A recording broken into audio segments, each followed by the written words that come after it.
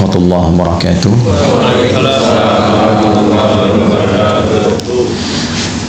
Alhamdulillahilladzi aqsama bis-subhi idza tanaffas. Wassalatu wassalamu ala Rasulillah nabiyyina wa sayyidina Muhammad ibn Abdullah alladzi ub'ida 'anil waswas wa 'ala alihi wa sahbihi wa dhurriyyatihi wa ummatihi ila yaumil mi'ad alladzi nabda'u fihi tanaffus. Wa ba'd. Jemaah sekalian yang dirahmati Allah Subhanahu wa taala.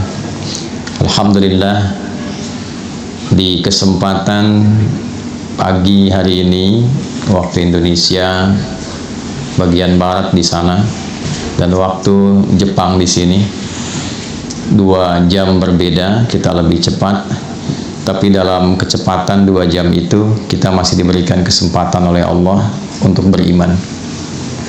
Ini nikmat yang penting untuk kita syukuri, karena di antara sekian orang berkehidupan di hari ini belum tentu keseluruhannya bisa mendapatkan anugerah iman. Di antara sekian orang yang mengatakan dirinya beriman kepada Allah, alhamdulillah kita yang masih diberikan kekuatan untuk membuktikan keberimanan kita kepada Allah dengan menunaikan ibadah salat subuh berjamaah di Masjid Indonesia Tokyo ini. Semoga sholat kita diterima oleh Allah Subhanahu wa ta'ala, doa-doa kita diijabah, dan zikir-zikir kita insya Allah juga diperkenankan dengan penerimaan yang baik si Allah Subhanahu wa ta'ala. Alhamdulillah, yang pertama ini syukur dan kebahagiaan tersendiri, kami diberikan kesempatan kembali untuk membersamai jamaah di Masjid Indonesia Tokyo ini, di masjid yang sama-sama kita berjuang untuk bisa menghadirkannya. Dari awal peresmian juga saya menghadiri dan mengikuti kegiatan dari sejak bahkan Ramadannya, di luar Ramadannya, dan kita ingin mengingatkan dengan beberapa kawan-kawan yang mungkin masih menggunakan seragam koko kebanggaan dan kebahagiaannya itu, Mas Uwais, Mas Yusuf dan kawan-kawan lainnya. Saya ingin mengingatkan bahwa masjid ini didirikan dengan dasar satu kolektivitas keislaman yang kuat. Di sini ada semangat untuk berjamaah, semangat untuk membangun kerukunan, dan betul-betul berjuang untuk bisa memperkenalkan Islam dan meningkatkan ibadah kepada Allah Subhanahu wa taala, khususnya di lingkungan Tokyo dan pada umumnya di Jepang. Mudah-mudahan niat dan seluruh apa yang kita harapkan itu sampai hari ini masih dicatat oleh Allah sebagai amal soleh untuk kita semuanya. Teman-teman sekalian, subuh itu memiliki keistimewaan yang unik, baik di dalam Al-Quran juga di dalam keterangan hadis-hadis Nabi Muhammad sallallahu alaihi wasallam. Saking unik dan istimewanya, Nabi bahkan memberikan contoh langsung yang kelak akan diikuti, bahkan diburu oleh para sahabat, baik yang senior dan yang paling menarik juga berkompetisi di dalamnya sahabat yang junior. Sampai saking inginnya mengetahui aktivitas Nabi dalam mempersiapkan subuh ini, ada sebagian nanti sahabat junior yang ingin mengetahui lebih dalam sampai lingkar terdekat Nabi. Ada yang mencoba menginap di kediaman kerabatnya untuk mengetahui bagaimana Nabi bangun dari tidurnya hingga mempersiapkan subuh beliau sallallahu alaihi wasallam. Saya akan batasi pada 3 bagian pokok terkait dengan subuh ini, sehingga dengan batasan ini saya berharap kajian kita efektif. Yang pertama, karena kita hanya akan sampai pada jam 6.30 kurang lebih.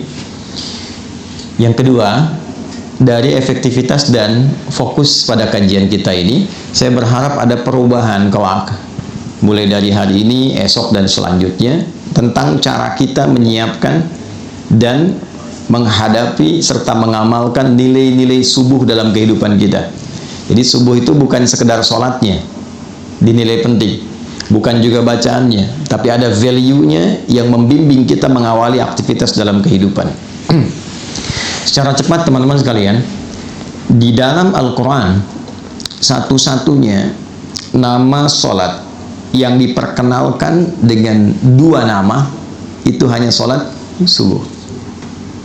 Yang lainnya ada yang disebutkan dengan namanya sekali, ada yang diisyaratkan dengan waktunya saja.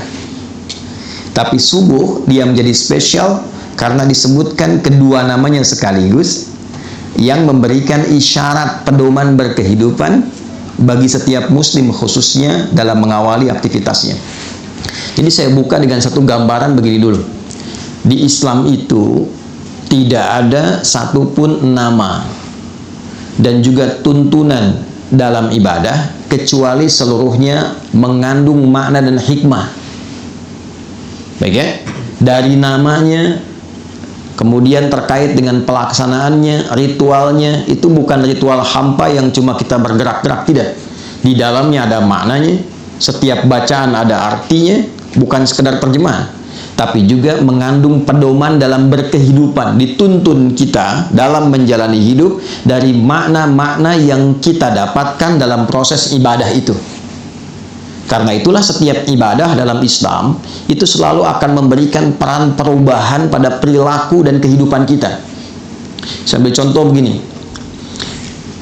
Apa parameter keberhasilan orang sholat itu? Ya? Nah, nanti ditinjau dari dua bagian. Secara fikih keberhasilannya benar dia. Dibuka dengan takbir, ditutup dengan salam. Diiringi dengan keikhlasan. Itu tinjauan fikih. Nah, ketika benar menunaikan secara fikih, kewajiban kita terangkat. Baik ya? Yang kedua, dituliskan pahalanya, ini bekal akhirat.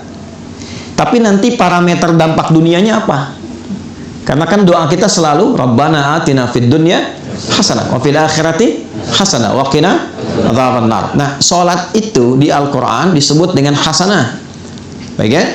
Aqimis salata. Perhatikan kalimatnya, tarafain nahar wa zulafan minal lail innal hasanati yudhibnas sayyiat. Itu Quran di surah ke-11 ayat 114. Salat disebut dengan hasanah. Nah, apa dampak salat yang disebut hasanah itu bagi dunia dan akhirat kita?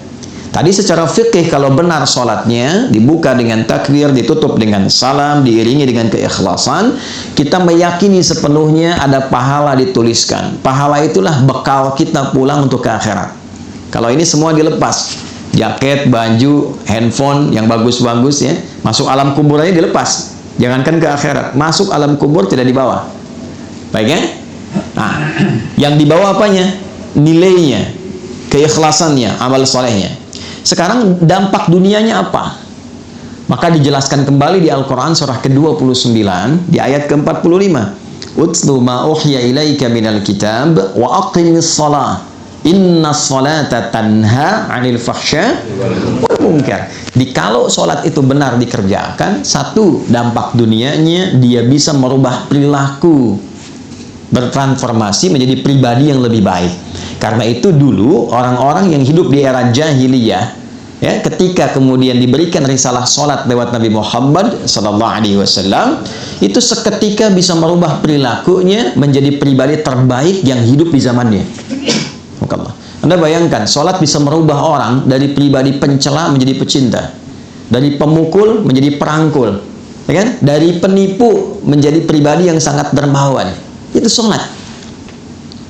Yang kedua, banyak nanti dampak duniawinya, memberikan banyak ketenangan pada diri kita. Ya, itu ditemukan nanti di Quran surah 13 ayat ke-28, ditafsir di Quran surah ke-20 ayat ke-14. Ala bi dzikrillahi tatma'innul qulub. Yakinkan pada dirimu bahwa zikir yang benar itu berpengaruh pada ketenangan hati, berdampak pada ketenangan jiwa. Nah, sholat ini puncak zikir tertinggi. Nanti berdoa juga zikir, karena doa disebut dengan zikir di Quran surah 7 ayat 205. Baca Quran itu zikir, Quran surah 15 ayat 9, ya kan? Kita ba'da salat tadi zikir, Quran surah keempat ayat 103. Nah, semua jenis zikir dikumpulkan dalam salat. Takbir ada di situ, tasbih ada di situ, tahmid ada di situ, Quran ada di situ. Ya, karena fungsi zikir itu melahirkan ketenangan. Karena itu ketika kita menunaikan sholat, dan sholat disebut dengan zikir, wa aqimis sholata li dzikri, tunaikan sholat sebagai zikir kepadaku, maka disitulah ada puncak ketenangan yang bisa kita dapatkan. Jadi kalau Anda sedang gelisah, bekerja, gelisah, ada masalah, mampir masjid. Kalau nggak sempat menemukan masjid, ambil wudhu, menghadap kiblat, sholat 2 rakaat. Disitulah dapatkan ketenangan dalam hati kita. Walaupun solusi belum tiba saat itu, tapi hati kita cenderung tenang. Itu dampak dunianya. Jadi tidak ada ibadah di dalam Islam yang tidak punya makna. Dan tidak ada satupun ibadah dalam Islam yang tidak memberikan pengaruh pada kehidupan implementatif kita dalam keseharian. Nah, sekarang kita akan mulai dari yang basic dulu, yang kita lakukan setiap hari sebagai seorang mukmin, yaitu pertama menunaikan ibadah sholat. Waktunya dibuka dengan yang pertama, yaitu sholat subuh. Apa artinya subuh? Itu dulu. Jangan-jangan selama ini sholat subuh tapi kita belum mengetahui artinya subuh. Yang kedua, dia punya nama yang kedua lagi diperkenalkan dalam Al-Quran. Tadi yang saya bacakan, ya, contoh Quran surah ke-17 di ayat ke-78. Ia juga disebut dengan Fajr. Aqimis salata liduluki syamsi ila ghasaqil laili wa Qur'anal fajr. Inna Qur'anal fajri kana masyhuda. Disebut dengan subuh di Quran surah ke-81 At-Takwir di ayat ke-18. Was-subhi idza tanaffas. Baik. Teman-teman, Bapak Ibu sekalian, subuh, saya ulangi, subuh di dalam bahasa Arab itu seakar dengan kata asbah. Asbah itu asalnya sesuatu yang sudah siap, rencana yang sudah matang. Asalnya, bila Anda memiliki agenda yang tersusun rapi, yang siap Anda eksekusi, yang siap Anda jalani, itu orang Arab akan bertanya begini, kaifa asbaht? Nah, bagaimana kabarmu di subuh ini? Maksudnya bukan bertanya keadaan kita semata. Beda dengan kaifa haluk, apa kabarmu dia? Nah, tapi dia bertanya, bagaimana keadaanmu di pagi ini? Apakah sudah siap dengan rencana-rencana yang siap kau kerjakan? Baik, okay? Nah, jika Anda ingin ambil ke akar katanya, dalam waktu mula Anda merencanakan sesuatu dan siap untuk dieksekusi di awal kehidupan Anda jalani, itu waktunya disebut dengan subuh namanya. Nah, jadi subuh disebut dengan subuh seakan memberikan kesan bahwa dari mulai Anda bernafas menjalani aktivitas, Anda sudah merencanakan berbagai macam kegiatan yang akan dieksekusi di waktu itu. Sholat ini disebut dengan subuh seakan memberikan kesan bahwa umat Islam itu dari mulai bangun tidur, dia sudah memiliki rencana-rencana yang terukur yang akan dieksekusi di hari itu.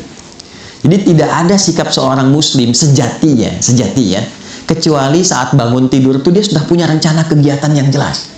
Anda jam 7 mau di mana hari ini? Jam 8 mau kerjakan apa? Jam 12 nanti mau di mana? Sholat asar ditunaikan di masjid mana? Jadi pribadi muslim itu, menjadi muslim adalah menjadi pribadi yang teratur. Menjadi muslim, menjadi pribadi yang terencana. Jadi diajarkan kita dalam sholat, dipaksa kita bangun untuk kebaikan kita, tapi juga dituntun untuk merencanakan semua kegiatan kita. Bahkan semakin tinggi iman dan takwanya, dia merencanakan sampai akhiratnya. Itu yang dimaksud Quran surah 59 di ayat ke-18. Ya ayyuhalladzina amanu taqullaha wal tanzur nafsum ma qaddamat lighad. Ya, itu disebutkan 361 kali dalam Al-Quran. Huruf nida panggilan, nidaul qarib, mutawassit wal ba'id. Huruf memanggil orang-orang dengan jarak yang dekat, menengah ataupun jauh. Seakan Allah yang katakan begini, hei semua orang yang telah menyatakan dirinya beriman kepadaku, mau kalian merasa bertempat yang dekat, menengah, ataupun merasa di tempat yang jauh? Ayyuha disebutkan 150 kali dalam Al-Quran. Ayyunya munada berfungsi menguatkan, haknya tanbih berfungsi mengingatkan.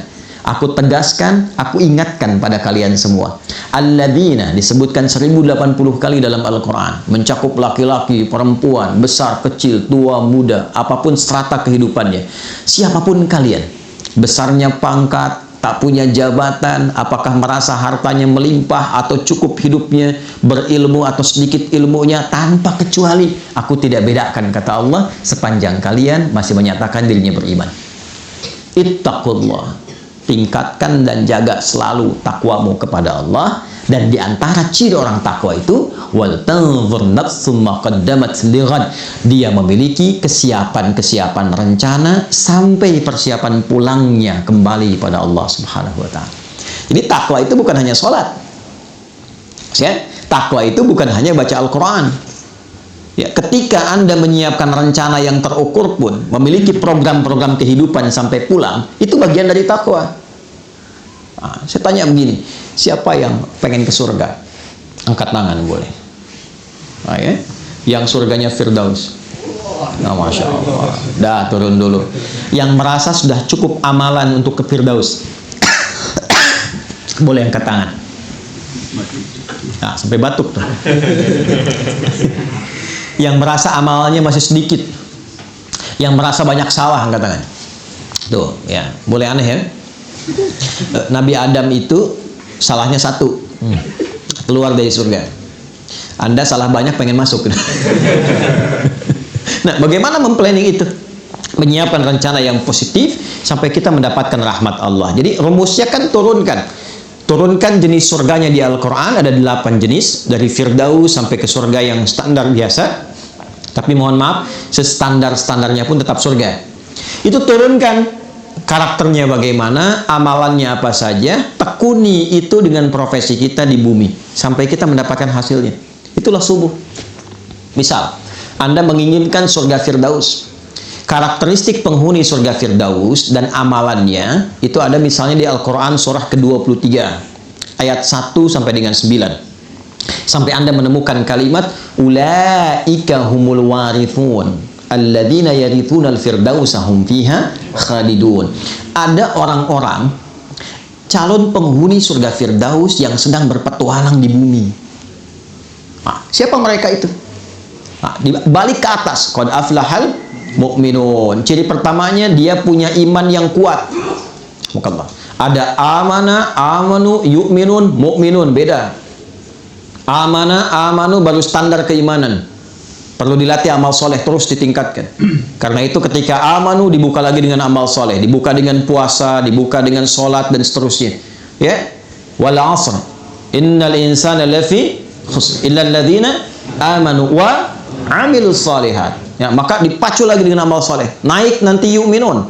Ya, iman yang konsisten dijaga terus. Alladzina yu'minuna bil ghaibi wa yuqimunas. Latihan dia. Setelah merasa nikmat, merasa imannya kuat, ya cirinya salah satunya jangankan yang fardu, ketinggalan yang sunnah saja sudah gelisah itu. Dia berubah jadi mukminun. Karena itu kualitasnya beda. Kalau amana, amanu baru sekedar sholat. Yang penting terpenuhi kewajiban. Kalau sudah mukminun, dia ingin memastikan sholatnya terasa nikmat dan khusyuk. Alladzina hum fi sholatihim khashi'un. Maka Anda boleh menjadi pengajar, boleh menjadi pebisnis, boleh menjadi diplomat, birokrat, tapi dalam saat yang sama, kalau ingin Anda punya rencana ke surga Firdaus, jaga waktu sholat Anda dan tunaikan dengan khusyuk. Firdaus. Kalau sholat biasa, mungkin khusyuknya standar.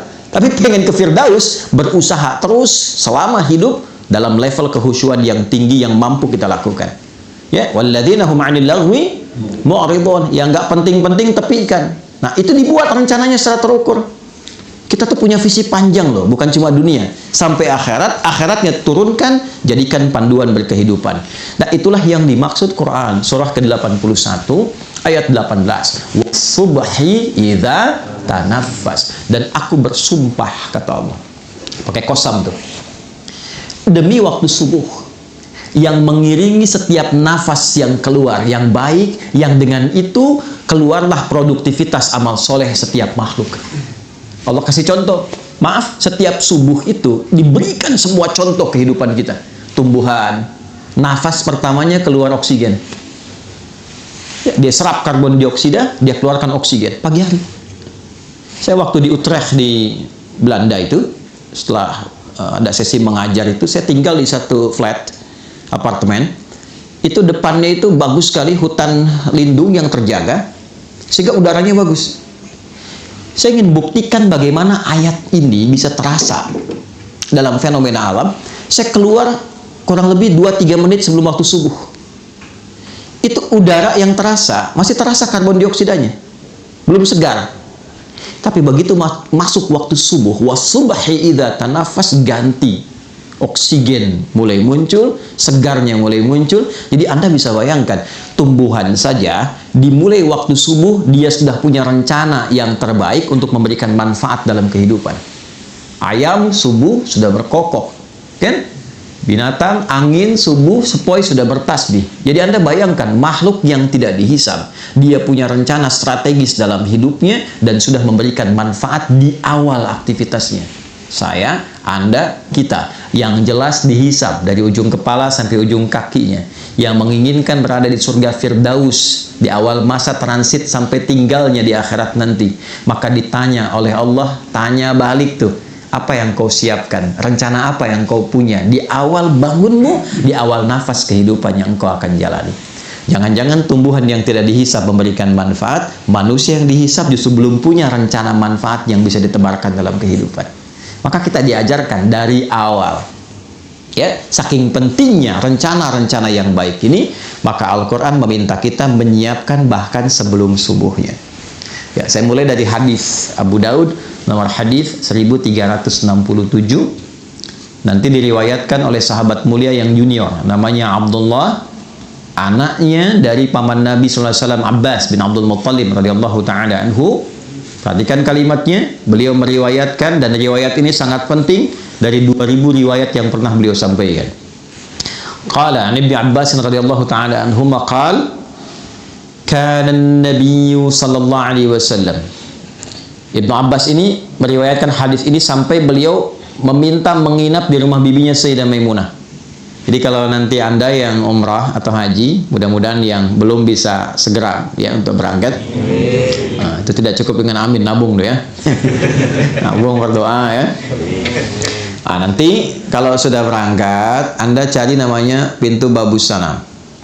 Dari Zamzam patokannya belok kanan, ada pintu 26 yang kiri gate Ismail, di samping yang ada istana raja tuh, Jabal Kubais. Masuk ke kanan, lurus dulu, setelah gate Ismail, nanti sedikit lagi 27, 28 bertemu pintu gate Nabi namanya. Tandanya yang ada jembatan ke arah masjid dari istana itu.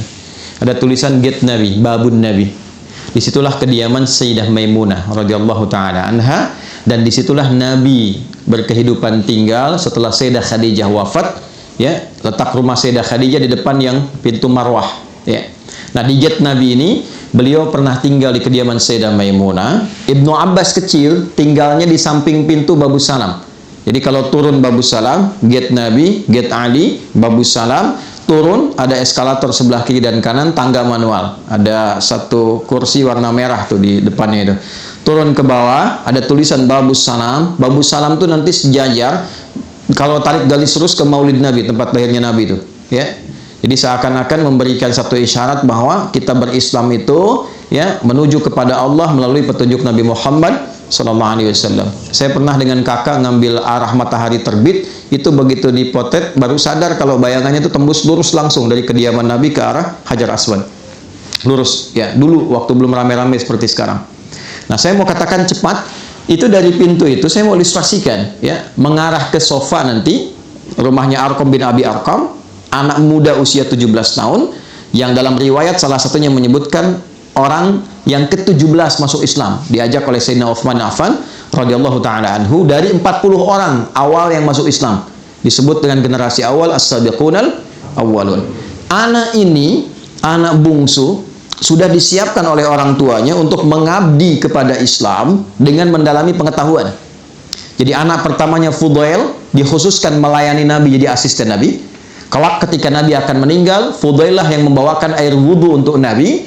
Saat berwudhu, kemudian beliau sudah selesai dan wafat kemudian hari ya di pangkuan Sayyidah Aisyah radhiyallahu taala anha. Adiknya yang bungsu ini yang disiapkan oleh ayahnya untuk mendalami Islam, khusus terkait dengan Quran dan kepribadian Nabi. Jadi mohon izin saya sedikit dalamkan ya. Ini pesan bagi kita, kalau sudah berkeluarga, disiapkan. Jangan hanya sekedar menyatu, punya keturunan, disekolahkan, tidak, siapkan. Ini anak pertama mau jadi apa? Anak kedua kemana arahnya? Anak ketiga seperti apa? Sehingga melengkapi visi dan kebahagiaan yang disiapkan di kehidupan keluarga itu. Jelas. Sampai ke akhirat bergandengan tangan, dibawa semua menghadap Allah dalam kebaikan. Itu ada konsepnya di Quran surah ke-13 ayat 23 sampai 24. Kalau Anda bisa menyiapkan begitu, itu disambut oleh malaikat saat masuk ke surga, di semua pintu surga. Ya, nanti di akhir saya tajamkan itu. Nah, Abdullah bin Abbas ini selalu disingkat dengan Ibnu Abbas. Ya, perhatikan ini di ilmu sanad ya. Kalau ada ayah, ibu mendidik anaknya dengan baik sampai dekat dengan Allah, itu kalau di ilmu hadis dibuang nama anaknya, dilekatkan nama orang tua diwakili ayahnya. Misal, namanya Abdullah, bapaknya Abbas.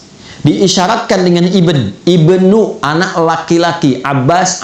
Abdullahnya dibuang untuk memberikan kesan bahwa setiap yang dilakukan oleh anak yang sifatnya baik, mau dia sholat, baca Quran, mau dia beramal kebaikan apapun, sepanjang pernah dididik oleh orang tuanya, maka semua yang dia kerjakan mengalir pahala dan kebaikannya pada kedua orang tuanya.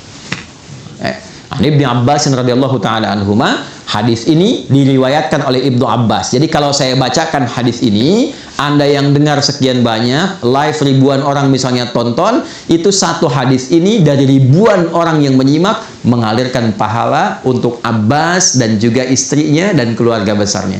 Bayangkan. Beliau mengatakan, kana Nabiyyu sallallahu alaihi wasallam, adalah kebiasaan Nabi sallallahu alaihi wasallam. Idza staiqadha min naumihi, jika beliau bangun dari tidurnya, fajalasa, beliau duduk terlebih dahulu. Nah, ini sunnah. Nah, jadi bangun tidur terus duduk ya, bukan mandi. Nggak ada orang tidur bangun langsung mandi. Ayo yang guru-guru di SLIT ya, diajarkan lirik yang sesuai hadis itu bagus. Bangun tidur terus duduk. Kemudian duduk dulu tenang. Kemudian wa masaha biyadihi min athari naumi, beliau menghilangkan bekas ngantuknya dulu dengan bagian tangan yang diduga bersih. Hilangkan dulu ngantuknya. Ya, ini penting kalimat ini karena nanti ada hadis. Kalau Anda bangun tidur, cuci dulu tangan Anda, karena Anda tidak tahu tangan itu berkelana kemana saat tidur. Ya, dalam situasi yang khusus. Tapi situasi yang umum, yang bersihnya, hilangkan dulu bekas ngantuknya. Nah, supaya Anda berdoa dalam keadaan sadar. Jadi bukan berdoa dalam keadaan ngantuk.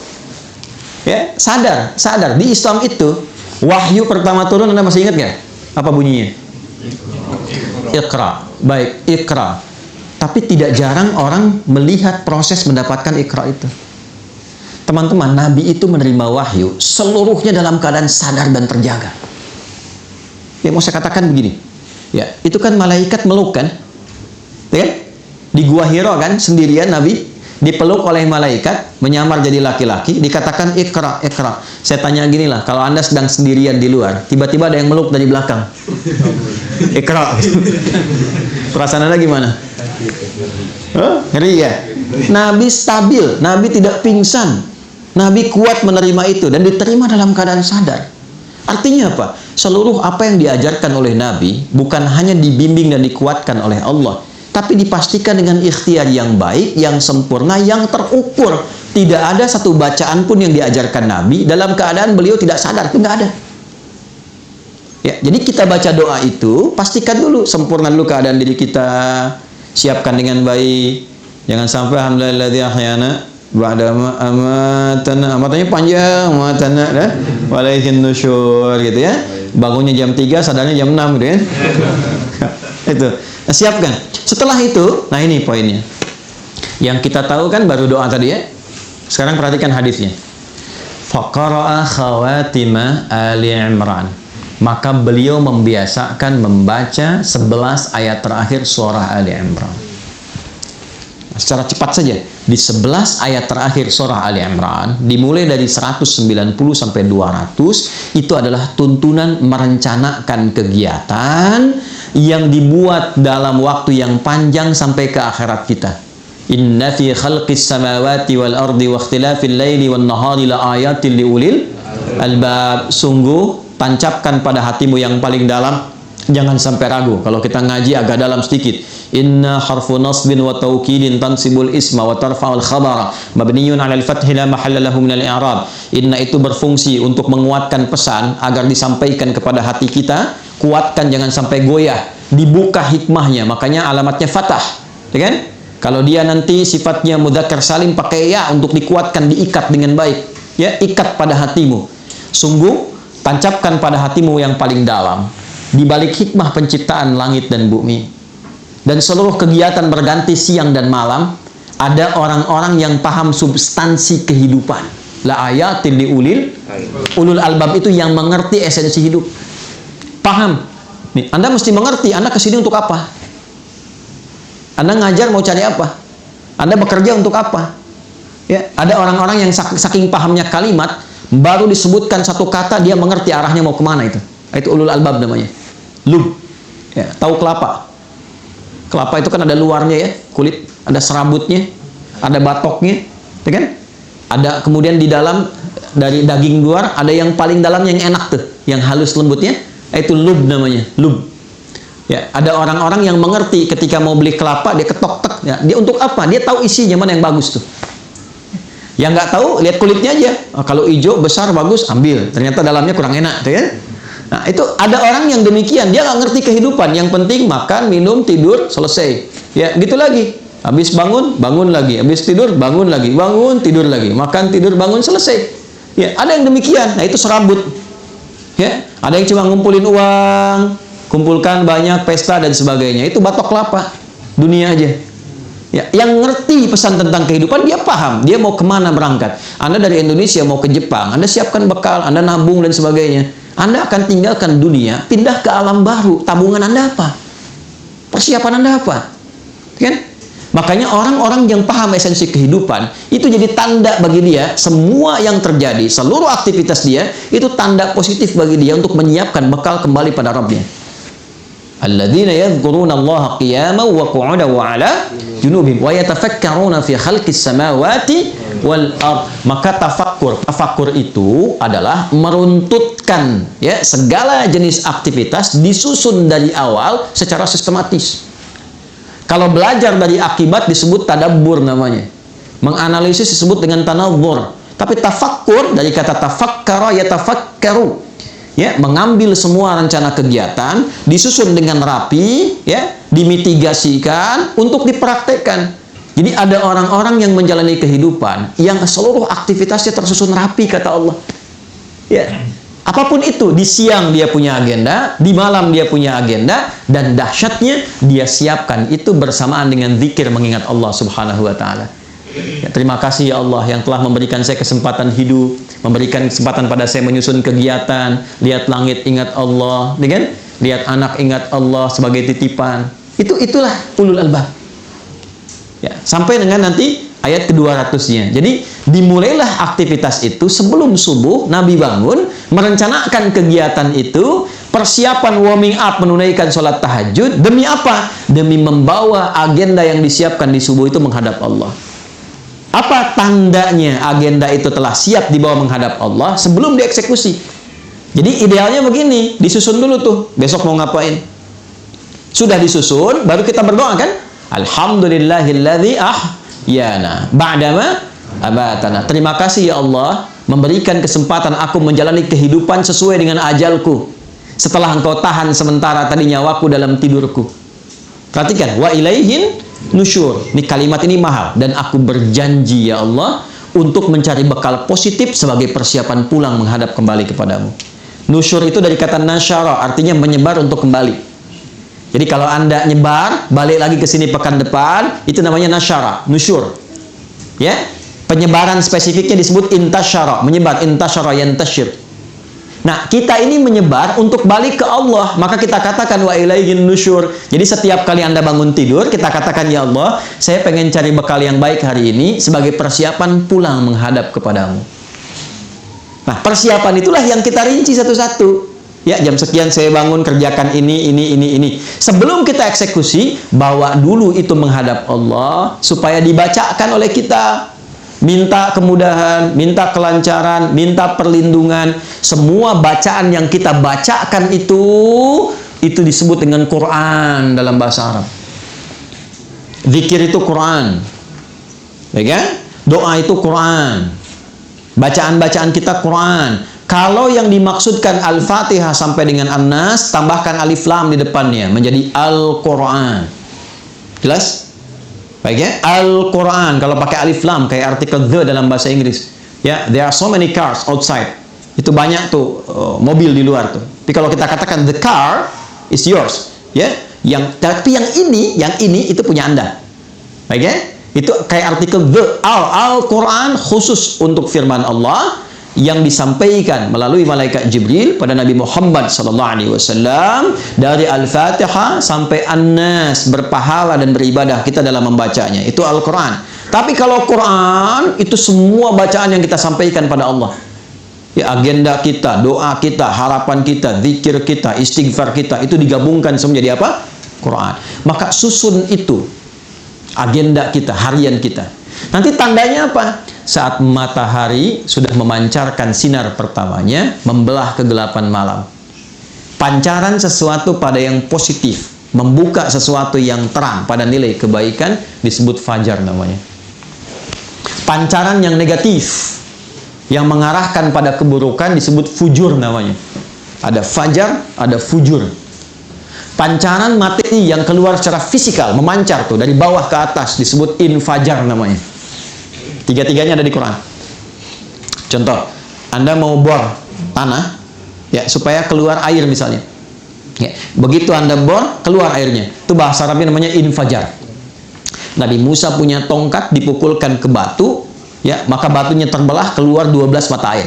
Al-Baqarah ayat 60, wa idzistasqa Musa liqaumihi faqulna idrib bi'asakal hajar fanfajarat minhu 12 aina, infajar, keluar 12 mata air. Ya, tongkat Nabi Musa kayu, dipukulkan ke batu, kuat batu secara material. Tapi ketika tongkatnya mukjizat, dipukul batunya yang belah. Ya, keluar 12 mata air. Anda punya tongkat emas, pukulkan ke batu, ya, keluar 12 air mata tuh, pecah tongkatnya. Nah, fujur itu pancaran negatif yang keluar dari nafsu. Nih. Jadi ada takwa, pancaran positif, ada fujur, pancaran negatif. Ya, provokatornya setan. Kalau takwa, supporternya malaikat. Nanti malaikat disebutkan 88 kali, setan disebutkan 88 kali. Quran surah 91 ayat 7 sampai 10, wa nafsin wa ma sawwaha fa'alhamaha fujuraha wa taqwaha. Allahu akbar, Allahu akbar. Jiwa takwa aktif. Sudah adzan ya? Enggak terdengar adzan, tetap aktif. Subuh siap-siap. Besok jam sekian. Ya kan? Tapi begitu Anda sudah siap, adzan terdengar, selesai adzan, nah, jiwa fujur muncul lagi. Tenang baru adzan. Belum qomat, ya kan? Waktunya masih panjang, pernah begitu? Nah, itu fujur namanya. Itu kan pancaran dari tubuh kita memancar tuh. Nanti keluar dari sini itu aktif juga. Begitu keluar, lihat tuh kan, sepatunya bagus ya gitu ya. Aktif itu. Ya, nah itulah perjuangan kita ngontrol itu. Nanti pancaran keburukan disebut fujur, pancaran kebaikan secara material fisik bendanya ada disebut dengan infajar. Tapi kalau memancar sesuatu, membuka celah kebaikan, membuka sebuah terang, ya, memberikan dorongan-dorongan positif untuk memulai satu aktivitas, disebut fajar namanya. Maka diperkenalkanlah kemudian waktu ini selain subuh, waktu kita membawa agenda datang kepada Allah. Tandanya apa? Fajar, matahari sudah mulai memancarkan sinar pertamanya, membelah kegelapan malam, sebagai tanda aktivitas akan dimulai. Maka bacaan-bacaan Quran kita dibawa di waktu itu menghadap kepada Allah untuk minta petunjuk, kemudahan, kelancaran, dan keberkahan. Itu yang dimaksud Quran surah 17 ayat 78. Aqimis sholata liduluki syamsi ila ghasaqil laili wa qur'ana fajr. Bukan wal Quran, tapi wa qur'anal fajar. Kenapa di situ fajar itu diikuti dengan Quran? Padahal bisa Allah mengatakan begini, aqimis sholata liduluki syamsi ila ghasaqil laili wal fajri. Selesai. Kenapa ada Qurannya? Untuk menunjukkan keistimewaan khusus yang melekat di waktu subuh. Jadi jangan biarkan subuh itu menyendiri dengan penunaian sholat saja. Agenda Anda bawa. Ya, harapan-harapan bawa dalam subuh. Makanya ada orang yang nunggu subuh sambil istighfar. Ya, waktu singkat menjelang subuh itu namanya sahar. Tadi saya baca di Quran rakaat kedua, Quran surah 51 ayat 18. Wabil ashari hum yastaghfirun. Ada orang-orang calon penghuni taman surga yang kebiasaannya nunggu subuh sambil istighfar. Salah satu amalnya. Istighfar sambil subuh. Nungguin, enak tuh. Tiba-tiba muncul subuh. Ya saking pengennya dia dekat dengan waktu subuh, tak ketinggalan, dia istighfar terus. Datang, dia sudah siapkan agenda. Jadi menghadap Allah itu bukan sekedar kita datang menunaikan sholat, ya itu penting. Menggugurkan satu kewajiban. Selesai. Tapi kalau kita ingin dapat manfaat yang value-nya dibawa ke kehidupan dunia, bawa agenda kita yang kita siapkan bahkan dari malam. Bawa, siapkan, disitulah kemudian kita sujud minta sama Allah. Ya Allah, mudahkan urusan saya, lancarkan hidup saya, lindungi saya di sini sampai selesai tugas saya, jadikan keluarga saya 1, 2, 3, 4. Itu bukan sekedar bacaan biasa, karena seluruhnya langsung disaksikan oleh Allah dan seluruh malaikat yang bertugas di semesta. Inna Qur'anal fajri kana masyhuda. Yakinkan pada dirimu bahwa seluruh bacaan-bacaan yang disampaikan di waktu fajar itu dipersaksikan. Kata Nabi, atau kama qala sallallahu alaihi wasallam, inna malaikatal laili wa malaikatan nahar tajtami'u fi waqtil fajri. Atau kama qala sallallahu alaihi wasallam, malaikat yang bertugas di malam hari dan bertugas di siang hari seluruhnya berkumpul di waktu fajar untuk menyaksikan apa yang kita mohonkan kepada Allah. Itu bedanya. Makanya Nabi itu selalu mendorong tuh. Ayo. Ya Allah berkahi umatku yang memanfaatkan waktu awal fajarnya. Ya, pernah dengar Abdullah bin Abi Umi Maktum? Pernah dengar Abdullah bin Abi Umi Maktum? Ya, saya persingkat sampai di sini. Perhatikan, beliau sahabat senior, fisiknya terbatas, pandangannya terbatas karena nggak bisa melihat, keadaan rumahnya terbatas, jaraknya dari masjid tidak terlalu dekat. Tapi beliau pribadi ahli masjid, senang i'tikaf. Zuhur ke asar i'tikaf, asar ke maghrib i'tikaf. Ya, maghrib ke isya i'tikaf. Problemnya subuh. Karena jarak isya ke subuh, ya itu juga cukup jauh. Masjidnya tidak sebaik seperti yang kita dapatkan di masjid kita sekarang. Alasnya tanah. Atapnya tadinya kosong, terus ditutup oleh daun-daun kurma. Batangnya pelepah kurma. Ya. Tingginya itu sekitar sabina dzira'. Sabina dzira' itu berarti 3,5 meter ke atasnya. Ya, jadi kalau masuk ke Masjid Nabi pada waktu itu pas di atas kepala sedikit, tangan bisa pegang.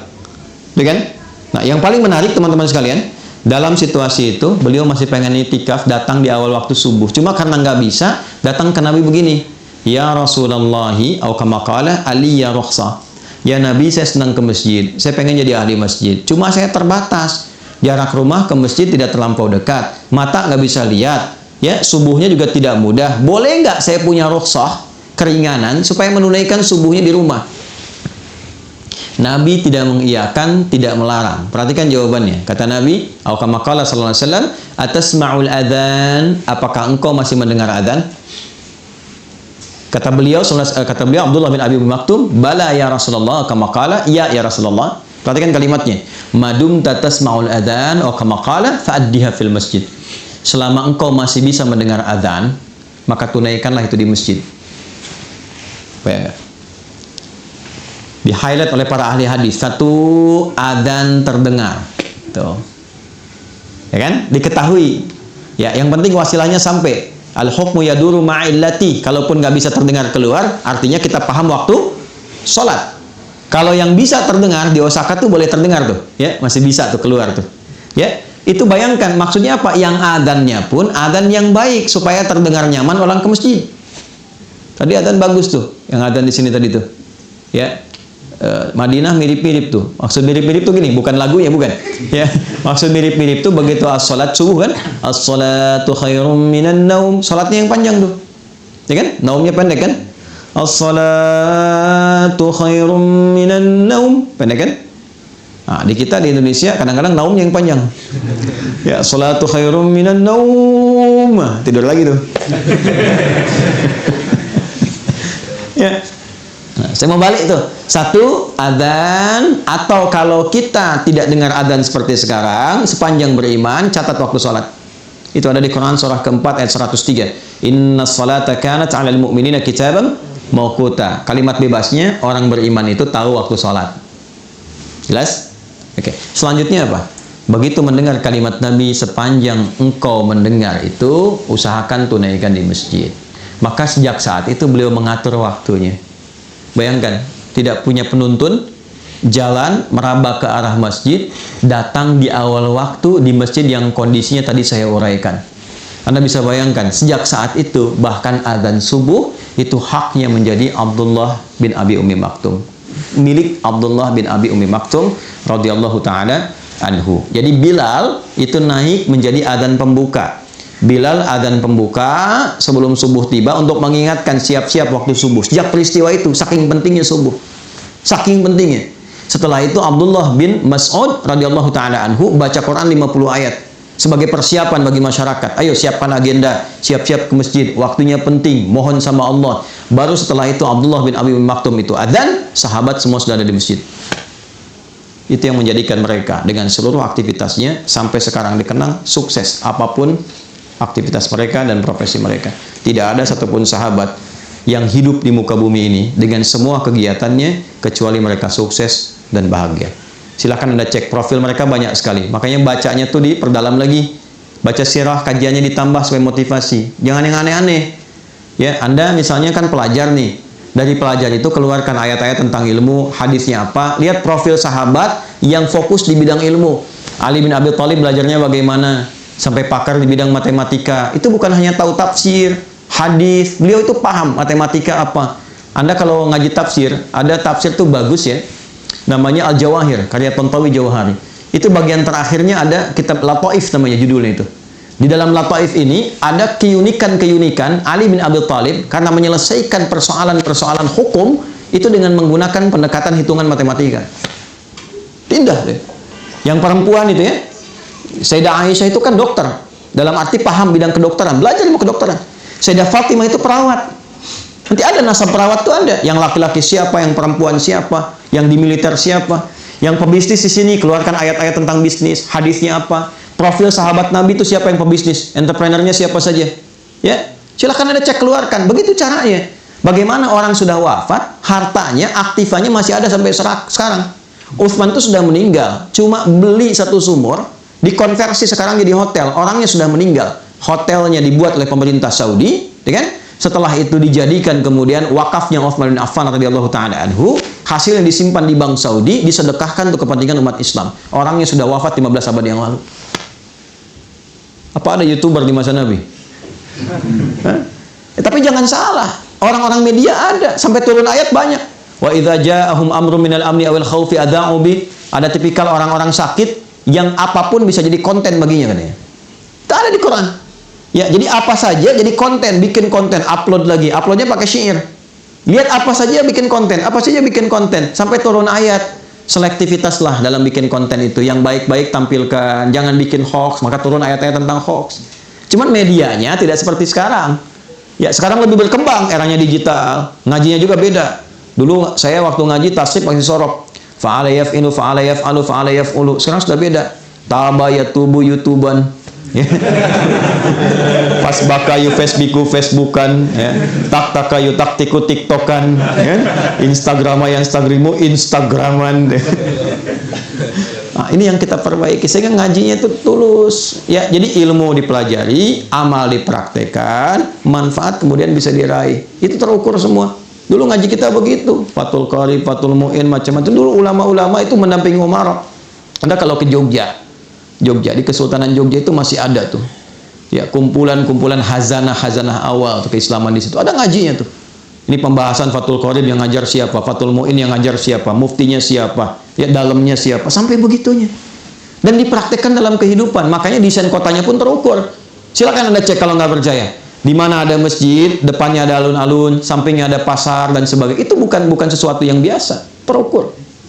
Oleh karena itu saya kembalikan dan saya tutup, teman-teman, saya ingin mengajak. Jadi jangan sampai kita menunaikan ibadah hanya sebatas memenuhi kebutuhan ritual semata. Walaupun itu sah secara hukum. Tapi kalau ingin merasakan nikmatnya berislam, bawa nilainya, praktekkan dalam berkehidupan. Anda kalau nggak tahu nikmatnya, mohon maaf ya, belum tahu nikmatnya, la yasraqu min qaum. Hai orang-orang beriman, jangan saling mencela. Praktekkan ayat itu, tidak saling mencela. Baru terasa berislam itu bagaimana. Kalau mau tahu nikmatnya berinfak, bawa itu, cari orang, dekatkan dia, bikin program di KMI. Dulu saya pernah inisiasikan tuh. Ya, tidak semua orang di Jepang itu kan, mohon maaf, ya punya kemapanan. Ya, kemapanan dalam materi, termasuk orang kita ataupun orang Jepang tetangga kita dan sebagainya. Kenapa nggak kita praktekkan? untuk mendapatkan indahnya berislam.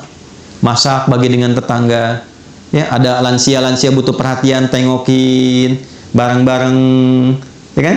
Jagain, bahagiakan dia, kirimkan bunga, sampaikan. Ketika ditanya Anda begitu baik, katakan Islam yang mengajarkan saya untuk bersikap seperti ini. Baru Anda rasakan keindahan Islam itu di situ. Ya, jadi kalau cuma kita praktekkan ibadahnya, baru terasa spiritualnya, tapi kita tidak merasakan dampak-dampak kehidupan duniawi. Nah, ini yang barangkali saya ingin dorong supaya 3 bagian yang tadi saya sampaikan, 1 pemaknaan tentang subuh, 2 korelasinya dengan fajar, dan 3 implementasinya dalam kehidupan kita, sehingga insya Allah besok-besok kalau kita menunaikan subuh lagi, kita sudah siap dengan agenda apa yang kita siapkan dalam kehidupan kita. Nanti koreksi di siang hari, sampai siang itu tercapai nggak? Apa yang belum jadi ibadah? Makanya siang disebut sholatnya sholat zuhur, bukan nahar. Padahal siang dalam bahasa Arab disebut dengan nahar. Zuhur itu artinya jelas, idhar, jelas terang, man amana, tidak didengungkan. Sudah sampai siang, sudah jelas belum capaiannya? Evaluasinya bagaimana? Mengajar Anda sudah benar belum? Berapa yang sukses dari murid yang Anda ajarkan? Pahami itu. Yang kedua, pertanyaan besarnya, dari semua yang diajarkan itu ada nilai pahalanya nggak? Ada yang kenal Allah nggak? Ya, mungkin Anda ditugaskan berada di sini. Yang pertama, supaya mensujudi tapak-tapak bumi yang mungkin belum pernah dipakai sujud. Peran Anda di sini 1. Yang kedua, sedapat mungkin mengenalkan Allah bagi setiap orang-orang yang hadir di lingkungan ini yang belum tentu kenal Allah. Dan selamat Anda yang terpilih, bukan orang-orang seperti kami. Maka optimalkan itu dalam kehidupan kita. Sampai zuhur, cek. Kemudian saya percepat, asar, bukan sore, tapi asar. Asar itu setiap waktu dan momentum yang mengiringi kita, manfaatkan sebaik-baiknya supaya ada hal-hal positif yang bisa kita kerjakan. Setiap waktu yang Allah kasih, upayakan jadi hal positif. Perilaku positif, kegiatan positif. Kalau tidak didesain itu, maka rugi kita karena diberikan waktu tapi tidak termanfaatkan. Wal 'asr, innal insana lafi.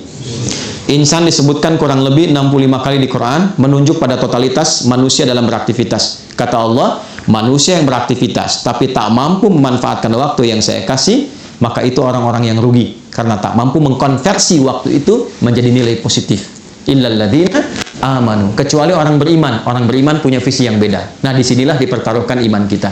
Maaf, orang beriman itu dia mampu mengkonversi, memanfaatkan waktu menjadi perbuatan-perbuatan positif. Illal ladzina amanu wa amilus sholihat wa tawassaw bil haq. Maka ayo saling ingatkan teman-teman yang lain. Bikin database, satukan, saling ingatkan. Terus teman-teman bikin komunitas. Tapi mohon maaf, jangan bersaing untuk dunia. Fastabiqul khairat, saling melengkapi. Ya, di sini ada ormas, ada PCIM, PCINU. Dari dulu tuh alhamdulillah kita bangun masjid kompak, duduk sama-sama, kajian bareng. Kalau ada masalah keumatan, dudukkan bareng-bareng, bikin inspirasi dari sini sehingga tenang rasanya. Ya, kajian kitab dari NU sampaikan. Nanti kajian budaya Muhammadiyah bahas bareng-bareng, sampaikan. Yang lain-lain bikin komunitas. Ya, ada teman-teman yang komunitasnya misalnya di Tokyo di sini, ada yang di Ayase, ada yang Yokohama, macam-macam. Satu kan tuh saling melengkapi. Kalau bisa kajiannya melengkapi, jangan semua dibikin sama. Sehingga orang tahu, oh yang pengen kajian ini datang ke sini, ini datang ke sini. Nanti satu-satu silaturahim. Itu yang dilakukan dulu seperti itu. Makanya dari 40 jadi 12.000. Ya, watawassaw bis sabar. Pelajari fikihnya sebelum dilakukan, pelajari dasarnya sehingga kita mengerti apa yang ingin kita raih. Sabar jaga itu sampai muncul akhir penghujung kehidupan kita, maghrib. Walillahil masyriqu wal maghrib. Fa aina matuwallu fatamma wajhullah. Kemanapun kita beraktivitas, kita merasa Allah menatap kita, memperhatikan kita, rasakan kita diawasi oleh Allah. Sampai terakhir, tibalah waktu kita untuk pulang. Sesibuk-sibuknya Anda, asya, harakatnya di atas fathah. Ya, mencari ma'isyah untuk hidup, beraktivitas, berangkat, kerja. Sekarang silahkan. Tapi pada akhirnya semua itu akan turun ke bawah, selesai, purna dan tuntas. Berubahlah harakat dari fathah ke kasrah, dari asya menjadi isya. Apa persiapan kita ketika semua kegiatan itu sudah tak mampu dikerjakan lagi? kita berpulang kepada Allah, menutup mata kita, dan di situ kemudian berlaku doa terakhir kita, wa ilaihin nusyur, dan kepada Allah lah kita akan kembali. Maka kita katakan bismika Allahumma ahya wa bismika amut. Ya Allah, aku hidup berkehidupan, aku pun akan tidur, mungkin ini tidur terakhir yang akan aku kerjakan, dan mataku akan tertutup untuk selamanya. Mohon terima seluruh aktivitas yang aku kerjakan selama tadi. Maka kita istighfar sebelum tidur. Istighfar Nabi sampai 70 kali. Setelah tenang, nyaman, kita tidur. Dalam pun wafat, mudah-mudahan wafat dalam keadaan husnul khatimah. Inilah kurang lebih gambaran subuh sampai tidur kembali. Semoga bermanfaat. Semoga yang hadir saat ini bisa meraih manfaat dan tidak ketiduran, karena sekarang waktu merencanakan kegiatan, bukan waktunya untuk tidur. Saya kira itu dulu pengantar yang ingin saya sampaikan. Kita ada waktu barangkali 15-20 menit sebelum kita akhiri. Saya mohon izin, saya batasi 6:30 karena saya mesti kembali ke flat itu untuk bantu mandikan anak-anak dan sebagainya untuk persiapan ke agenda berikutnya. Ya, saya kira saya cukupkan dulu. Nanti setelah itu kita berdialog. Dipersilahkan pada teman-teman kalau ada hal yang ingin kita diskusikan. Assalamualaikum warahmatullahi wabarakatuh.